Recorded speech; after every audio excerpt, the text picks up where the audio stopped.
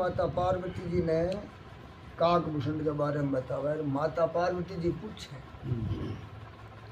शंकर भगवान की जय। शिव जी महाराज देवी पार्वती को ये राम कथा सुना रहे थे। शिव जी ने कहा, देवी जिस कथा को काकभूषण जी ने गुरु जी को सुनाया था वही मैंने तुमको सुनाई। शिव जी को पार्वती आ कथा थी कि मैं तेने सुनाऊं आ, एक समय काकभूषण जी गुरु जी ने सुनाई थी। अच्छा। इस कथा को सुनकर गुरु जी का मोह नष्ट हुआ था। और कोई चीज सत्संग है चाहे कथा है, इन सुनगे अपनो अज्ञान मिटे मोह नष्ट हुए तो ही कथा सुननी हुए। परंतु राम कथा सुनते सुनते माता पार्वती की तृप्ति नहीं होती थी। माता पार्वती की कथा सुन मतलब तृप्ति को निकलने लग गया कि और सुनाओ। आपा के कहा गया अध्याय की लोग है उनकी अब और अधिक सुनने की इच्छा हुई। माता जी ने प्रश्न किया, महाराज काकभूषण जी को यह राम कथा किसने सुनाई थी? अच्छा। काकभूषण जी तो गुरु जी ने सुनाई। अच्छा। पर काकभूषण जी कठों सुनी? बिना को सुनाना लो। हाँ। गुरु जी को मोह किस प्रकार हुआ? और गुरु जी तो परमात्मा के वाहन है। गुरु तो भगवान विष्णु को वाहन है और मन ने मोह किया अपन तो मोह होना ही नहीं चाहिए। गुरु महाज्ञानी गुण राशि हरि सेवक अति निकट निवासी। विज्ञान की राशि है गुरु जी पर परमात्मा का अति निकट है। कई कहीं है तू काग सन जाई और सुन कथा मुनि निकर रिहाई। पर काग लगन किया गया कहू कवन विधि भा संवादा दो हरि भगत काग और गादा। ये दोनों ही हरि भगत है। काकभूषण जी भगवान को भगत है और गुरु जी भगवान को भगत है। माता जी का प्रश्न सुनकर भगवान शंकर को आनंद हुआ। शिव जी ने पार्वती माँ से काकभूषण जी की कथा कहना आरंभ किया। किला भेदन बताऊं सुने। काकभूषण जी की महिमा कौन वर्णन कर सकता है? अब अठापन थोड़ी है, संको आना चाहिए। देखो काग होते हुए भी भगवान शिव का है कि बांगी महिमा कौन वर्णन कर सके? और आपने मानव दे की कोई महिमा ही कोई नहीं करना है। आपा भी कागल नाम गया गुजरा को नहीं। हिमालय के पास नीलाचल नाम का पर्वत है, वहाँ काकभूषण जी विराजते। हिमालय में एक नीलाचल पर्वत नाम से चोटी है, भट्टे काकभूषण जी को स्थान है। उनका आश्रम इतना दिव्य था कि वहाँ कलयुग का प्रवेश नहीं था। नील पर्वत के 4 शिखर थे, यानी 4 चोटियां। प्रत्येक शिखर पर एक एक वृक्ष था। एक शिखर पर वट, दूसरे पर पीपल, तीसरे पर पाकड़ और चौथे शिखर पर आम का वृक्ष था। पीपल के वृक्ष तले बैठकर काकभूषण जी 3 घंटे राम जी का ध्यान करते। उसके उपरांत आम के वृक्ष तले बैठकर 3 घंटे श्री सीताराम जी की मानस सेवा करते। मानसी सेवा में विशेष ध्यान रखना चाहिए कि मन कोई लौकिक विचार नहीं करे, कि मन में कोई लौकिक विचार नहीं आना चाहिए। मन की धारणा निरंतर भगवान के चरणों में रहनी चाहिए। काकभूषण जी मानसी सेवा में ठाकुर जी का श्रृंगार करते, माला अर्पण करते, सहस्त्र नाम का पाठ करते, तुलसी जी अर्पण करते। प्रथम 3 घंटा ध्यान, तदुपरांत 3 घंटे मानसी सेवा। इसके उपरांत 3 घंटे पाकड़ के वृक्ष के नीचे श्री राम नाम का जप करते। उसके पश्चात 3 घंटे वट वृक्ष के नीचे बैठकर राम कथा कहते। 12 घंटा गया। 12 घंटा में 3 घंटा सारे। अनेक प्रकार के पक्षी कथा श्रवण करने को आते। भाई सुनना था। काकभूषण जी संपूर्ण दिन भक्ति में लीन रहते। कथा कीर्तन ध्यान जप और सेवा में रहते थे। माया का प्रवेश इनके आश्रम में नहीं था। भक्ति में आनंद न आवे तो भक्ति छोड़नी नहीं चाहिए। भक्ति में आनंद ना आवे, जी ना लागे तो छोड़नी नहीं चाहिए। पित्त को जो कहने बुखार हुए नहीं, बिन मिश्री खारी लग गए। अब मिश्री खारी को नहीं हुए, वो खुद बिगड़े हुए। ये राम कथा सत्संग खारी तो को नहीं हुए, पर आपने तो बहुत जुखाम उड़ है। पर फिर भी नए जी करे तो खाए जाओ, मिश्री में ताकत है, पित्त काट नहीं। बैठो। हाँ, ये राम कथा में ताकत है, पित्त कट जाएगा अपना। नए जी लगे, नए आनंद आओ तो ही सुनो। अब टिक्को लगाओ डॉक्टर भी किसी आनंद थोड़ा जाओ, कोई आनंद को नहीं। पर टिक्के दे मैं तो समझ गया पांगा एक तो पीड़ हुआ, पर फिर फायदा मिल फिर छूट सी। फिर फायदा मिल। हाँ, ये आप सत्संग में कथा में बैठा एक तो खा हुई सा हाँ है, पर ये 84 के जेल खाने से पीछे छूट सी तो टिक्को आंख बीच लिए लगा दियो, थुपवा लेना चाहिए। तो काय में बैठ गया जय बैठ गई। भक्ति में आनंद ना आवे तो ये जीव भक्ति छोड़कर विषय आनंद खोजने लगता है। अब भक्ति में आनंद ना आवे, बैठने कम श्रद्धा आवे, वो बोला सर आदमी हम खड़े होकर बाहर जावे, बाहर जाके बोले और बेटा नरमो नरमो किया रहते रहे, ठीक ही लगे। अब अच्छा आनंद आवे।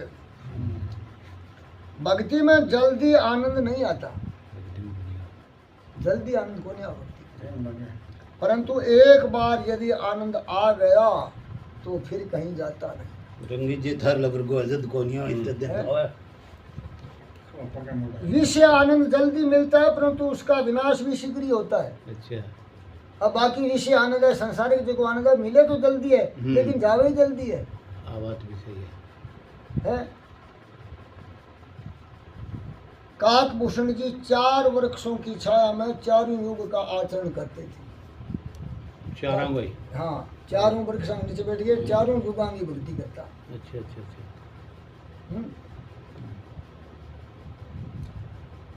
करते यदि ध्यायतो विष्णु त्रेताम यजतो मखे द्वापरे परिचार्याम कलो तद हरि कीर्तन। आज के युग में नाम और कीर्तन ही श्रेष्ठ है। कोई योग समाधि आदि ना हो तो कोई जरूरत को नहीं, कीर्तन करो, प्रभु का नाम जपो। इन वास्ते कहे सतयुग सत त्रेता तप और द्वापर नेम आचारा, और कल युग है केवल नाम याद आ रहा, नाम याद आ रहा, नाम ले ले तो तेरे है। नाम नाम सही बात है। सतयुग का धर्म ध्यान, त्रेता युग का धर्म यजन पूजा, और द्वापर युग का धर्म सेवा, और कलयुग का धर्म है हरि कीर्तन।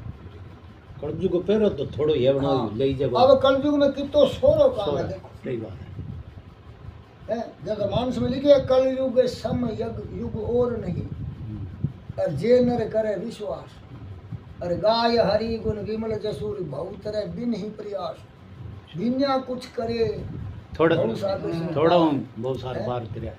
काकभूषण जी ध्यान करते, पूजा करते, सेवा करते, जप यज्ञ करते और कथा कीर्तन करते। यज्ञ से मंत्र शुद्धि,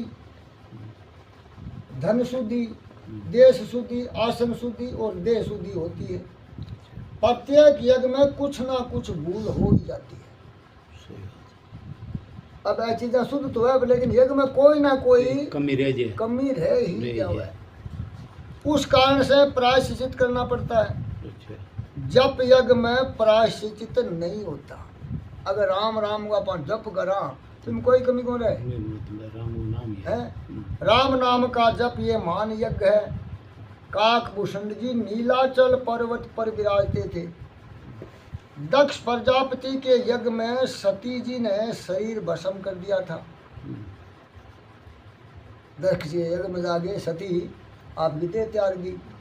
उस समय भ्रमण करते करते शंकर भगवान हंस के स्वरूप में काकभूषण जी के आश्रम में गए थे। भगवान शंकर हंस बन गए और काकभूषण गए आश्रम में गया और वहाँ राम कथा श्रवण की। काकभूषण जी तो प्रोग्राम चलते रहते। गिरजा कहूँ सो सब इतिहासा, और मैं जय समय गयो खग के पासा। कहे पार्वती वो इतिहास सुन मैं क्यों गयो बेटा। अब सो कथा सुनौ जय हेतु और गौ काग पै खग कुल केतु। एक बार गुरु जी को मोह हो गया, गुरु जी का मोह हो गया, गुरु जी ने घमंड आ गई। यह प्रसंग पूर्व में आ चुका है। लंका युद्ध में इंद्रजीत ने श्री राम लक्ष्मण को नागपाश में बांध लिया था।